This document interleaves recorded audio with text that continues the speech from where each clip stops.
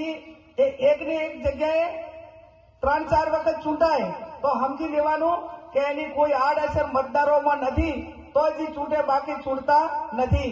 મારી વિધાનસભાની પ્રજાએ મને બીજી વખત આશીર્વાદ આપ્યા છે, એટલે એ ગેરંટી પાડોશમાં તમે તો છો, કાયમ એકાબીજાના હગાવાલા છો.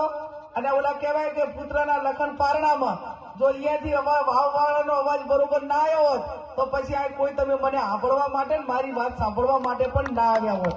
પણ તમને બધાને પણ ભરોસો છે. ત્યારે કોઈ ધારાસભ્ય કોઈ વિસ્તારની અંદર ચૂંટાઈ જાય તો એનું કામ એ લોકો વચ્ચે રહેવાનું, લોકોના પ્રશ્નો ઉકેલવાનું, અને વહીવટી તંત્ર નથી કરતું એ કામમાં રસ લઈ અને કે ભાઈ તલાટી તો તમારું આ કામ છે, ટીડીઓ તો આ છે, મામલતદારનું કામ આ છે, પ્રાંત અધિકારીનું આ કામ છે, પોલીસ તંત્રનું કામ આ છે.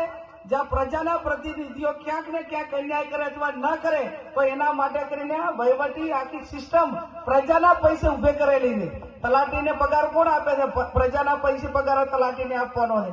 પીએસઆઈ નો પગાર કોણ આપે છે? પ્રજાના પૈસાનો પગાર એ પીએસઆઈ ને આપવાનો છે. ઘણા પ્રતિનિધિઓ તો એવા ચૂંટાય કે જાણે પોતાનો એક વટ પાડવાને સ્ટેટસ ઉભું કરવા માટે કરીને આખું વહીવટી તંત્ર લઈને કાફલો, જેમ ઓલા વરરાજાનો વરઘોડો નીકળ્યો હોય ને એમ ગામડે ગામડે તલાટીથી કરીને, ટીડીઓથી કરીને, મામલતદારથી કરીને, પોલીસ વાળાને બધાને એ દાઈને બધે ગામડામાં લઈને જાય. એટલે તાલુકા કક્ષાએ બધી ઓફિસો રેડી પડી હોય, બાપડા ગામડામાંથી બધા તલાટી પાસે કે ભાઈ ટીડીઓ પાસે, મામલતદાર પાસે આવ્યા હોય તો ભાઈ કે આ ક્યાં મળશે અમને મામલતદાર, કે ક્યાં મળશે ટીડીઓ? એ તો કે આયા હતા અધ્યક્ષ, એમના ભેગો કાફલો ગામડામાં ગયો છે. એટલે બાપડા આખો દાડો થરાદ બેહી અને લાગીને 5 વાગે પાછા થાય. આ વહીવટી તંત્ર આવું ના હોય. વહીવટી તંત્રની ઓફિસે બેસીને કામ કરવું પડે, અને તો જ એને નાના મોટા ગામડામાંથી લોકો આવેલા હોય એને ન્યાય મળે.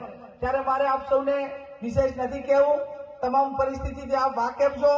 હું તમને એટલી ચોક્કસથી ખાતરી આપું છું કે તમારા બધાના આશીર્વાદ થકી લોકસભામાં જવાનું થાય તો મેં અગાઉ કીધું એ પ્રમાણે તમામ પ્રાણ પ્રશ્નો એ મારા એક વહીવટી અનુભવના આધારે જે કંઈ કરવાનું હશે એ પૂરું દિલથી કરવા માટેની આપ સૌને હું ખાતરી આપું છું.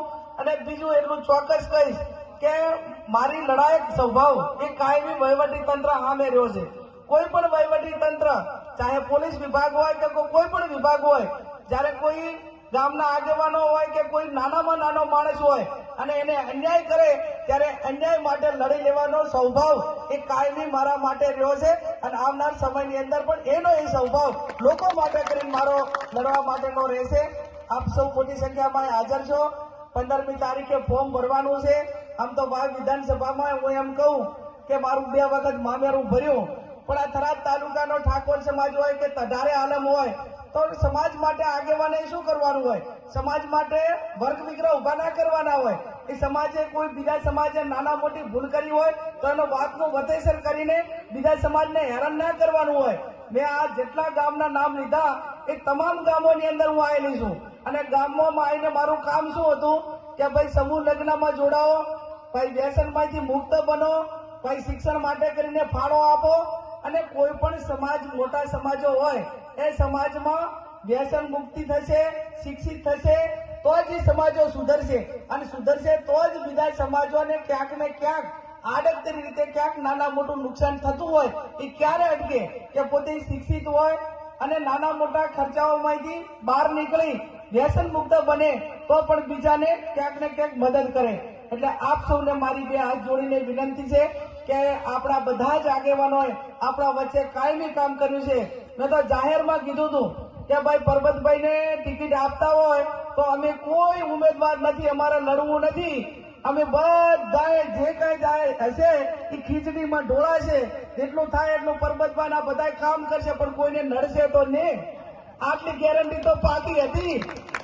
અને એ આપણો સ્વભાવ કાયમી આ બાજુના બધા જ આગેવાનોનો, ભાજપ હોય, કોંગ્રેસ હોય, ચૂંટણા પછી એ હર હંમેશા પોતપોતાનું કામ કરે, એકાબીજાને નડવા માટેનું ક્યારેય કામ કરતા નથી. અને આ તો એક જ ઠેકાણે જે રાણો કે ઉદયપુર એવું કાંક છે ને, શું કે બાબુ?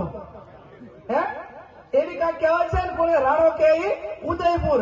મારું કરો, મારા હિયારીનું કરો, મારા પટ્ટાવાળાનું કરો, અને હું જે કરું એ ધાચું, તમે એટલે કાંઈ નહીં. એટલે આ બનાસકાંઠાની અસ્મિતા માટેની લડાઈ છે.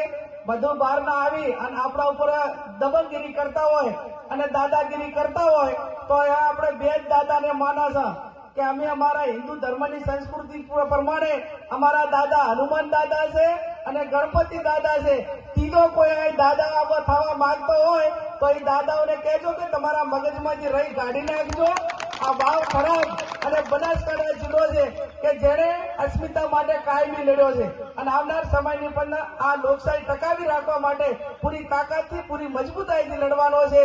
ત્યારે આ 15મી તારીખે મોટી સંખ્યામાં ફોર્મ ભરવા માટે આવજો અને 7મી તારીખે જયારે મતદાન છે ત્યારે કોંગ્રેસના પંજાને વોટ આપી, તમારી બેનને વોટ આપી, તમારી દીકરીને વોટ આપી વિજય બનાવજો.